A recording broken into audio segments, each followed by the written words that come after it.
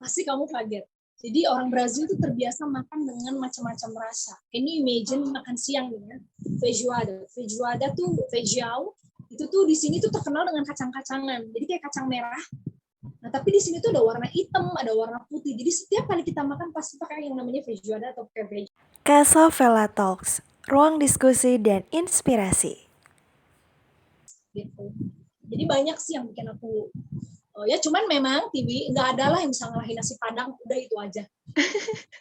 Jadi di sini tuh yang sedih ini tuh koloni Indonesianya tidak banyak. Jadi saya kan hanya yang banyak orang Indonesia tuh di São Paulo. Di São Paulo itu banyak. Tapi di tempat saya karena sejak pindah tuh dekat sama orang KBRI, jadi selalu minta update. Yang terbaru di sini tuh di Recife orang Indonesia paling cuma saya. Jadi kayaknya orang Indonesia cuma saya doang di sini. Jadi ngerti ya. Jadi culture makanan Indonesia tuh susah banget di sini. Nyari Indomie tuh setengah mati. Adanya cuma di São Paulo doang gitu. Jadi susah banget itu aja. Jadi beberapa tahun ini akhirnya kemarin ada teman datang ke Brazil sampai aku tuh nitip rendang, nitip Indomie gitu karena ya itu sih. Pokoknya kalau buat saya mah sebenarnya apapun itu nggak ada yang ngalahin Indonesia. Indonesia tetap the best berusaha makanan dan lain-lain. Oh iya Kak, serius. Berarti Kakak lebih betah di mana nih? Di Indonesia atau di Brazil? Kalau ngomongin betah, pasti tetap betah di kota kelahiran. Tetap betah Indonesia. Karena semua teman di sana, keluarga di sana, makanan di sana. Aduh, pokoknya di sini tuh beda banget. Urusan makanan tuh beda banget. Karena kita lidahnya, dari lahir kan Indonesia lahir lidah bumbu kan. Begitu di sini kan orang tuh masak nggak pakai bumbu, gimana gitu. Mentok paling bawang putih. Ya kan, bawang putih gitu kan. Jadi kalau kita kan ya pakai lengkuas, pakai jahe, pakai kunyit, gitu. Di sini juga ada, tapi semua sudah dalam bentuk bubuk gitu. Ada sih, tapi nggak semua ada ya dalam bentuk bubuk ya, karena lidahnya sudah terlahir dengan lidah Indonesia, ya betahnya mah pasti betah Indonesia. Iya betah sih. Indonesia. Tapi Kakak terakhir pulang ke Indonesia kapan tuh Kak? Ya itu, waktu sebelum berangkat, jadi sejak kesini saya itu belum pernah pulang. Cuman ada rencana tahun ini mau pulang. Antara Juli, September mau pulang. Karena kan sudah open border juga ya, terus ya udah mulai agak inilah si corona ini, maksudnya juga udah nggak perlu karantina yang waktu itu kan dengar karantina sampai 15 hari kan. Iya. Bayang kalau kita setengah bulan cuma habis di karantina gitu kan sayang banget. Karena kan aku update terus kan, kalau juga Dirjen Imigrasi dan lain-lain gitu. Meskipun sekarang ternyata aku ngecek sudah tidak bebas visa. Nah banyak yang nggak tahu ya, Indonesia tuh bebas visa loh ke Brazil 1 bulan. Banyak yang nggak tahu kan? Iya. Nah, itu tuh terjadi tahun 2017 kalau nggak salah. Aku juga tahu dari suamiku waktu dia visit Indonesia, dia bilang I don't need to pay visa. Hah? Ternyata gitu. Jadi di era Bapak Jokowi cukup bagus hubungan Indonesia dengan Brazil. Cuman yang terbaru mungkin karena pandemik ya, karena lumayan kan pendapatan ya dari seluruh dunia. Kayaknya kemarin aku cek jadi harus berbayar sekarang, nggak lagi free visa. Makanya anak aku sama suami berarti harus bayar visa, tapi bisa ke visa on arrival. Jadi bisa nyampe bayar visa, lebih murah. Gitu Tiwi. Jadi sebenarnya enak, masih gratis ya. Jadi Tiwi bisa datang ke sini bebas visa sama 1 bulan. Boleh tuh Kak ya, semoga nanti ada jalannya bisa main ke sana. Tapi nih Kak, tadi kalau sempat bahas makanan, ada rekomendasi nggak makanan apa yang paling enak? Oke, yang paling enak itu kalau kita cemilan ya, ada namanya coxinha. Nanti kamu bisa Google ya, cari namanya coxinha. Yang aku dibantuin sama coxinha, pastel. Itu coxinha sejenis gorengan. Kalau kita mungkin nyebutnya kayak perkedel kali ya, tapi bukan perkedel. Jadi dalamnya ada ayam, itu enak banget. Apalagi aku kebayang kalau makannya pakai saus A, B, C. Aku nyebut brandnya. Karena di sini tuh nggak ada saus sambal, Tiwi. Jadi orang Brazil tuh tidak terlalu penyuka makanan pedas, jadi nggak ada, cuma saus tomat. Bayang nggak ada saus sambal, ada cuma saus. Tapi nggak ada ini Kak, kayak cabe gitu. Cabai ada, cuman bukan culture, bukan budaya makan cabai. Gitu loh. Jadi nggak ada cabai sehari-hari di rumah tuh nggak ada. Waduh. Cuman kalau dicari itu ada, cuman nggak ada. Bukan tipikal. Makanya aku sempat homesick banget gitu karena aku tuh gila cabai. Sama dong kayak aku. Iya. Bayangkan sampai waktu temanku datang, baru kemarin tuh temanku datang, aku sampai dikirimin sambal, dikirimin sampai sekarang aku masih simpan. Jadi aku nyobain lagi makan dan makan Indomie aja aku sehah gitu kepedesan. Karena 2 tahun lebih kan nggak makan cabai sama sekali. Itu cosminya pastel, kayak pastel, tapi dalamnya tuh enak banget deh. Pokoknya enak banget, ada daging, ada macam-macam. Terus kalau makanan ada namanya makanan itu feijoada. Jadi di sini TV sharing sedikit ya tentang makanan. Pasti kamu kaget. Jadi orang Brazil itu terbiasa makan dengan macam-macam rasa. Can you imagine makan siang ya? Feijoada. Feijoada tuh feijão. Itu tuh di sini tuh terkenal dengan kacang-kacangan. Jadi kayak kacang merah. Nah, tapi di sini tuh ada warna hitam, ada warna putih. Jadi setiap kali kita makan pasti pakai yang namanya feijoada atau pakai feijão. Jadi nasi campur kacang-kacangan. Tapi tahu nggak bisa dicampur apa lagi? Bisa dicampur ada pisang, ada ubi. Oh iya, Kak. Ada nanas atau singkong. Tapi rasanya enak itu jadinya atau jadi aneh? Itu pertama-tama aku kan nggak kebayang gitu loh jenis kacang-kacangan bikin kayak sejenis sup gitu ya, tapi kental gitu bumbunya. Terus dikasih nasi, dikasih awal-awal aku doesn't make sense gitu kan. You wanna try gitu, my mom-in-law kan mau pakai pisang nggak?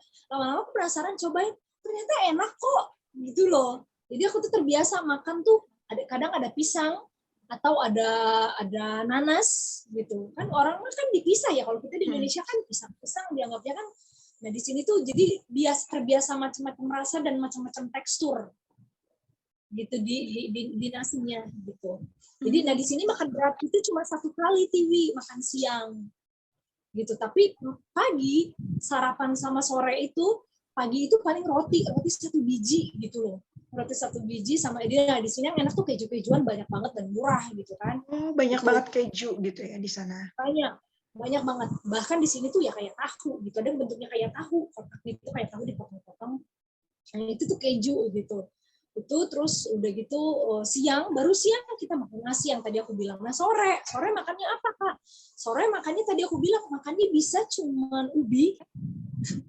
Tapi ubi bisa dicampur kayak, jadi gini, di sini tuh makan ubi atau singkong dikasih mentega gitu. Terus ada roti juga, biasanya sih selalu ada roti, ada roti, tapi temennya itu entah ubi atau singkong gitu kalau sore, atau dibikin kayak sejenis sup ya, terus ada rotinya kayak Prancis gitu, kayak roti Prancis gitu. Jadi makanya orang di sini tuh nggak gemuk-gemuk gitu. Badan di sini tuh orangnya besar-besar tapi bukan fat. Ngerti ya? Terus culture-nya juga bukan makanan yang digoreng-goreng gitu. Makanya Indonesia kan lagi rame kan, minyak goreng mahal. Sebenarnya minyak goreng mahal itu bukan salah presiden, di seluruh dunia juga mahal. Serius, Kak? Di Brazil juga? Brazil juga mahal. Cuma di sini kan Pak, culture-nya mereka tuh bukan masak kayak kita gitu loh, ayam digoreng semua. Di sini kan mentok pakai air fryer gitu kan. Di sini semua serba di oven, serba dipanggang gitu kan. Gitu paling kalau enggak bikin kayak agak berbumbu, pokoknya bukan kayak digoreng-goreng kayak Indonesia gitu. Kayak di sini minyak goreng 1 liter bisa buat 2 bulan. Waduh, saking jarangnya masak ya itu ya. Jarangnya gitu. Terus kalaupun kita makanan nih, salad atau apa dikasih minyak, di sini pakainya olive oil. Makanya aku di sini tuh gitu. Langsung kata temanku, kok lu berotot ya, lo ngejar-ngejar anak gitu kan. Jadi kalau makanan di sini begitu, jadi nggak kayak kita Indonesia gini loh. Pagi-pagi sarapan nasi kuning dengan ayam, bener tuh. Iya. Siang padang, dulu malah saya pernah pagi sarapan padang, sarapan nasi padang, ya kan. Terus siang, malam kita rata-rata kan terus sarapan bukan culture ya. Indonesia kan sarapan di keluarga saya sih bukan culture ya, maksudnya sarapan bente gitu kan. Nah kalau di sini tuh culture, yang kita tuh duduk bareng kayak dinner gitu loh, bangun pagi duduk bareng kayak dinner, kayak lunch. Nah, di sini tuh culture. Jadi makan siang dan cuma ada cemilan-cemilan di tengah, tapi cemilan di tengah juga di sini tuh terbiasa buah atau biskuit. Itu loh, buah atau biskuit. Nggak kayak kita, batagor, siomay, ya kan? Aduh, Kak, itu mah aku banget. Aku tiap hari malah jajannya junk food. Tapi berarti kalau di Brazil itu lebih healthy food gitu ya? Tiap hari makannya. Iya, iya. Nah, ini juga yang aku kasih tahu ya. Culture orang di sini tuh bukan orang jajan. Sekalipun ada kayak GoFood gitu ya, di sini tuh namanya iFood. Tapi culture orang di sini tuh bukan jajan. Jadi culture-nya gini, Tiwi, bikin kue ulang tahun aja mereka terbiasa bikin. Wah. Gitu loh. Kayak suamiku tuh bisa bikin roti, bisa bikin kue, bisa bikin pizza. Pizza itu sehari-hari bikin. Kalau kita kan Indonesia beli ya. Pasti kayak itu beli. Ya, terus ya di sini tuh nggak ada jualan jus. Makanya suamiku tuh aneh gitu di Indonesia. Hah, jus kok dijual? Jus itu tuh nggak apa? Culture. Jadi kebiasaan sehari-hari di sini tuh pasti harus minum jus. Ih, ya ampun, itu udah gaya hidup sehat banget kalau gitu ya berarti ya. Iya, betul. Jadi nggak kayak kita di Indonesia gitu, bikin jajan. Jadi bukan culture gitu, bukan kebiasaan untuk jajan kayak kita batagor, bakso, beli jus gitu. Makanya suami waktu pertama kali ke Indonesia kaget gitu, beli jus yuk, hah? Kok jus dibeli gitu? Maksudnya bukan bikin. Jadi suamiku tuh sampai sekarang doesn't make sense gitu. Nggak pernah bikin. Jadi di sini tuh kita lunch pasti setiap hari harus bikin jus. Pagi-pagi juga kadang smoothies gitu. Jadi itu sih yang menarik di sini ya. Ini mungkin kebiasaan makan yang sangat cukup sehat gitu, bukan beda sama kalau Amerika kan yang kita kenal dia mereka lebih ke junk food gitu. Makanya kayak aku bilang, nah di sini kue tuh bikin gitu. Itu tuh roti bikin, pizza bikin. Ini imagine.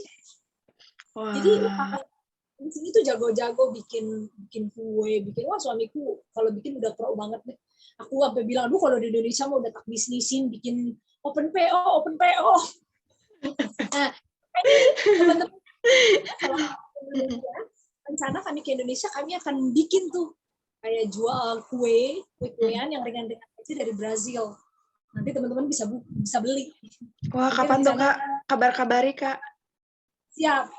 Nanti begitu sampai nanti mau cobain sistem open PO. Oh, yang terkenal tuh di sini nih juga ada yang namanya Portugis. Apa sih tuh? Portugis. Jadi dia tuh sejenis kayak egg tart. Tahu egg tart? Portugis egg tartnya, paling enak di seluruh dunia. Portugis egg tart.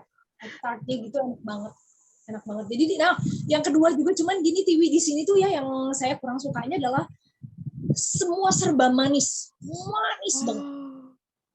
Manis banget. Gitu jadi tipikal cake, kue apapun kalau kita beli manis banget. Nah yang menarik lagi Tiwi kalau di Indonesia kan kita misalnya kita mau beli kue kan itu harus beli satu kan. Nah di sini tahu nggak Tiwi? Kamu bisa beli eceran, bisa dipotong. Oh satuan gitu bisa gitu ya? Bisa. Apapun jenis kuenya, kamu ke mall, atau kamu ke restoran, atau ke bakery, pokoknya apa yang mereka jual, apa yang mereka pajang, kita bisa beli potongan. Jadi nggak satu gitu. Rasanya di Indonesia nggak ada ya yang kayak gitu ya. Harus belum deh Kak, kayaknya kan? Kalau paling kan stoples, terus iya, gitu. Itu di sini. Iya, jadi menarik juga ya. Kepikiran, iya ya kenapa orang nggak pernah kepikiran nih jualan per potong gitu. Nah di sini tuh kita potong. Nah, iya kalau di sini ya enak banget ya di sini. Terus aku udah nyobain cemilan-cemilan kayak misalnya hanya biskuit gitu. Enak banget, emang beda sih kualitas coklatnya, kualitas kejunya. Nyobain Oreo di sini tuh beda banget. Apalagi KitKat beda. Di sini lebih ke mostly udah kayak ke Eropa, Amerika ya. Jadi enak banget. Makanya nanti kalau aku pulang aku mau buka just tip. Boleh tuh Kak, ya. Nanti aku juga mau coba beli tuh, icip-icip kayak gimana tuh ya rasanya.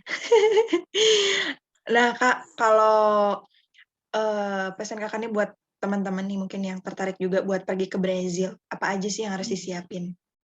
Oke, yang pertama ya yang pasti harus disiapin itu bahasa.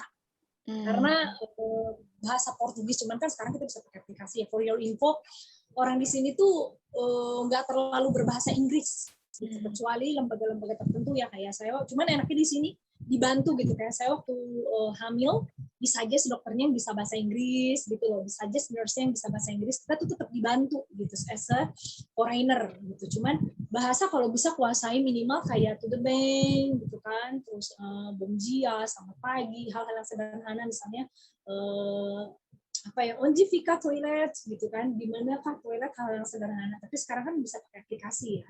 Itu bahasa kalau bisa kuasai supaya gampang. Kedua, pelajari wilayahnya gitu. Karena beberapa wilayah itu wilayah berbahaya gitu. Ada yang di mana narkoba itu bebas gitu. Jadi harus hati-hati gitu ya. Jadi pelajari kamu mau pergi ke wilayah mana gitu ya. Terus udah gitu, apalagi ya yang pasti yang dipersiapkan itu bahasa kalau bisa, terus persiapkan wilayahnya. Terus udah gitu kan visa mah ya, coba diupdate lagi gitu. Kayaknya yang terbaru sih udah nggak free visa sejak pandemi, tapi waktu itu 2019 2020 itu masih bebas visa gitu. Bebas visa itu udah gampang sih. Terus apalagi ya, cari tempat penginapan di sini murah-murah kok gitu, tinggal cek Airbnb aja dan lain-lain gitu. Terus carilah lingkungan, apalagi kalau perempuan ya, carilah lingkungan yang aman buat kamu gitu. Terus siapin ya itu, karena Brazil tuh gede banget, cek cuaca juga, Tiwi. Jadi perlu cek cuaca. Kayak teman saya ada yang tinggal di daerah kayak São Paulo. São Paulo itu kan kayak Surabaya, kayak Jakarta kan, tapi tuh nggak, di sana tuh dingin banget. Sehari-hari orang tuh dandanannya winter gitu. Jadi harus dipastiin kamu cek cuacanya supaya apa, nggak salah bawa baju gitu. Karena biar Brazil nggak semua kayak Indonesia tuh semua tropis gitu. Nah di sini tuh enggak gitu. Bahkan ada satu daerah itu katanya bisa datang salju gitu. Padahal negara tropis juga kan Brazil. Jadi pelajari semuanya gitu ya, mau kemana-kemananya. Terus ingat cari lingkungan yang aman.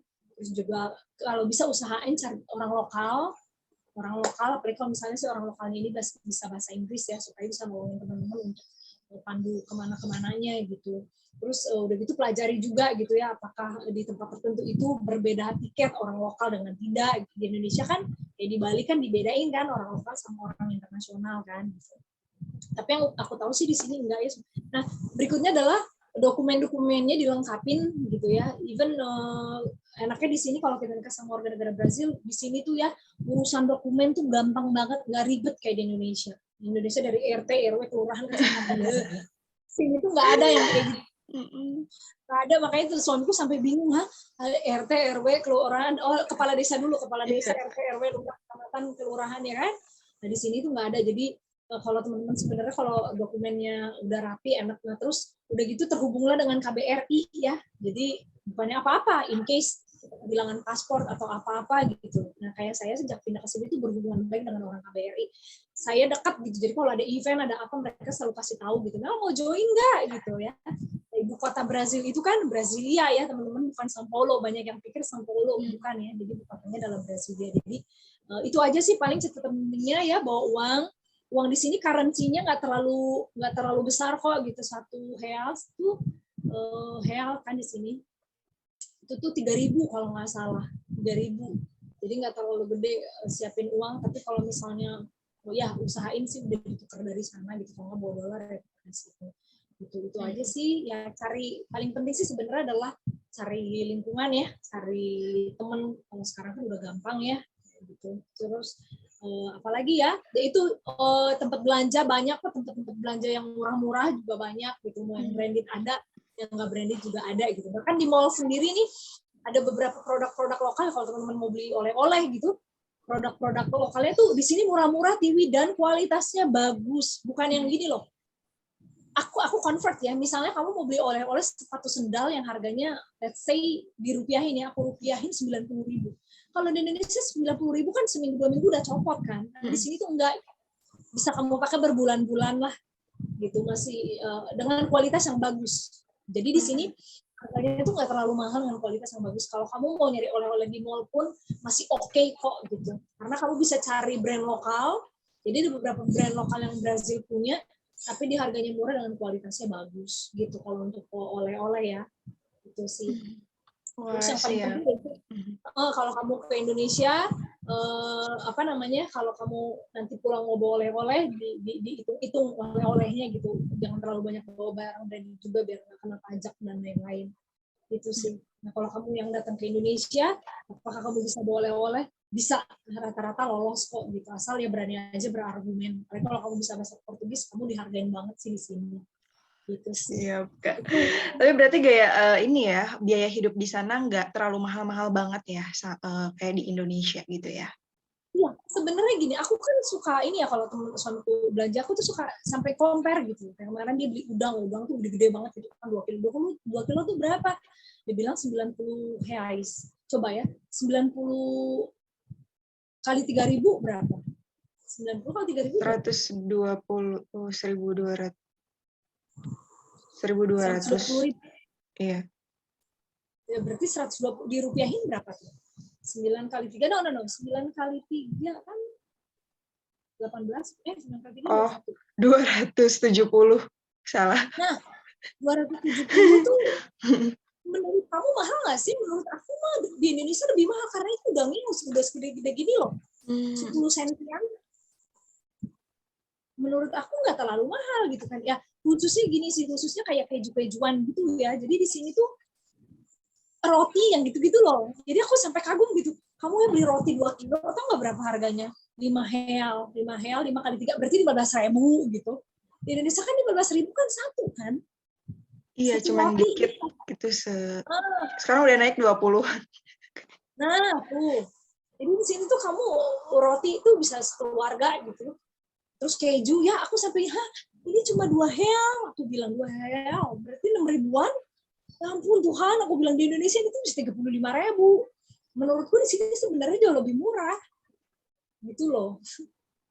Jauh lebih murah. Jadi aku dikit-dikit aku compare gitu sama rupiah. Ya jangan dirupiahin, kata suamiku. Ya, yogurt di Indonesia kan kayak yogurt yang bagus ya, yang memang untuk kesehatan itu kan mahal banget, ada yang begitu 7.500 kan. Karena dulu aku ingat adikku 10 ribuan, Kak. Itu yang kecil aja 10.000, yang lebih gede 20. Nah, tahu nggak di sini berapa? Ada yang 7 ribuan gitu, itu loh. Kayak isi 6. Wah, gitu.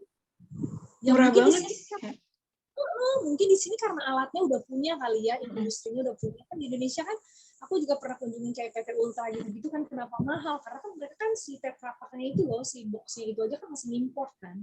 Di sini kan udah enggak kali ya. Jadi benar nggak sih kalau bahan baku lebih murah ya pasti harga lebih murah. Bahan baku lebih mahal ya harga lebih mahal, make sense. Itu sih. Siap, Kak. Keren banget sih. Seru banget ceritanya. Iya. Kalau mau ini aja apa namanya, follow aku aja DM. Jadi ini yang bagusnya juga nih Instagram, kemarin aku sempat ada kayak influencer gitu, dia seorang dokter, jadi si asistennya sampai nge-DM aku gitu, warga negara Indonesia ya saya, ternyata dia mau ada training, makanya kayak aku bilang di sini kan kecantikan juga bagus. Jadi banyak dokter-dokter itu training kayak dokter-dokter kecantikan, dokter kulit itu mereka trainingnya ke Brazil ternyata. Jadi si dokter ini asistennya sampai nge-DM aku, jadi aku linkin tuh. Jadi dicariin tour guide, translator yang baik gitu, yang orang kenal. Jadi kalau teman-teman ada kesulitan, ada apa, soalnya si asistennya ini bilang, ya saya coba kontak mahasiswa di Indonesia, di sana juga nggak terlalu banyak ya Mbak. Akhirnya jadi kenal-kenalan deh, sampai bilang kalau butuh endorsan nanti ke Indonesia, mau klinik kecantikan boleh ya ke dokternya. Jadi akhirnya saya jadi ke link, itu lewat Instagram.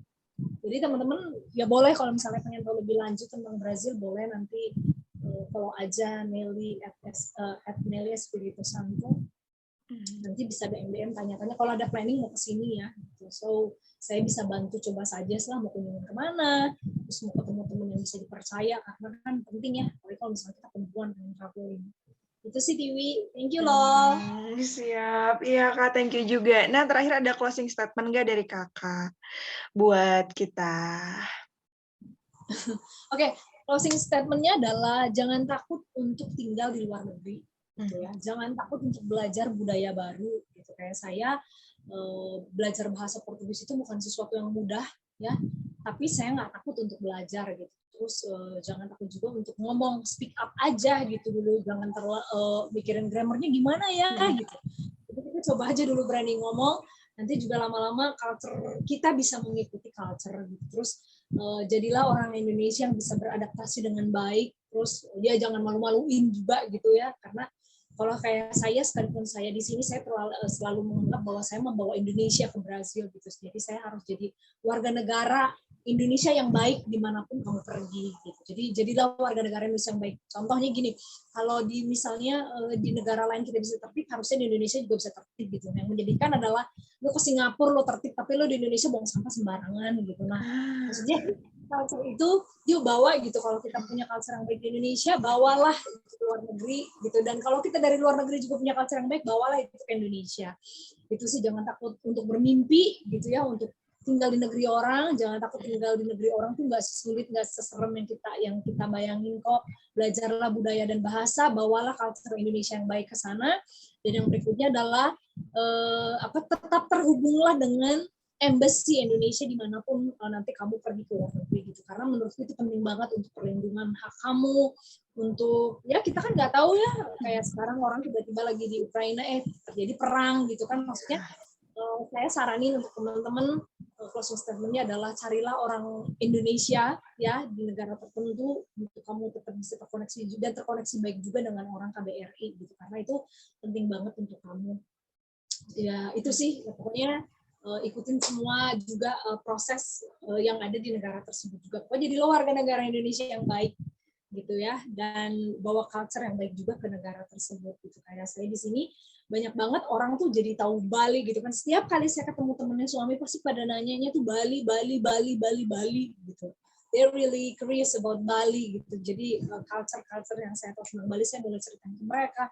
Mereka kira penasaran dan pengen datang ke Indonesia gitu. Jadi kita tuh jadi apa ya namanya represent-nya gitu loh, negara tertentu gitu. Jadi sampai hari ini saya bersyukur saya Nelly seorang Indonesia itu sangat dihargai di sini, dan mereka akhirnya menghargai saya dan menghargai negara saya gitu. Banyak hal yang saya ceritain di sini di Indonesia mereka sampai terkagum-kagum, ternyata Indonesia negara maju ya gitu loh. Jadi orang di sini tuh menganggap Indonesia tuh negara miskin, negara. Nah sejak saya ketemu dengan mereka, saya ceritain, mereka jadi mulai terbuka tentang Indonesia. Nah makanya kalau teman-teman pergi satu hari ke luar negeri nanti, jangan takut belajar bahasanya, jadilah warga negara yang baik dan jadi represent negara tersebut dengan khususnya. Gitu TV dari aku. Ya, thank you banget loh ya Kak Nelly udah nyempetin waktunya. Meskipun di sini tuh beda 10 jam ya Kak ya. Di sana jam 9.10 pagi, di sini jam 8 malam ya.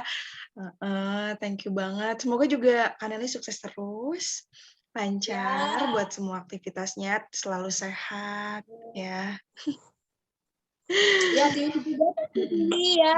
Nanti buat teman-teman jangan lupa subscribe ya. Nanti aku share juga sama teman-teman yang lain yang mereka juga kepo tentang Brazil. Thank you. Sukses terus ya. Dan Kak Nelly juga punya YouTube. Nanti jadi teman-teman juga bisa cekin. Aku kemarin-kemarin udah subscribe juga, udah nonton tuh beberapa video Kak Nelly. Menarik dan informatif dan edukatif juga. Jadi semangat terus, aku tunggu nanti video-videonya nih Kak. Ya, thank you. Thank you, sukses ya buat TV juga bisa mengedukasi banyak orang, khususnya bagaimana sih tinggal di negeri orang. Itu kan penting banget ya. Thank you, TV. Miss you. Miss you too. Semoga kapan-kapan bisa ketemu lagi sama Kak Nelly ya. Nanti aku ke Indonesia, aku infoin ya. Iya, siap Kak. Dan teman-teman, itu dia ya obrolan aku bareng Kak Nelly. Makasih yang udah nonton, jangan lupa subscribe, like, dan share. Dan pastinya pantengin terus Kasavela Talks, karena nanti aku bakal ngajakin teman-teman aku yang lain yang pastinya juga bakal ngasih info-info yang menarik, yang bermanfaat buat kamu. So, thank you and see you. Bye.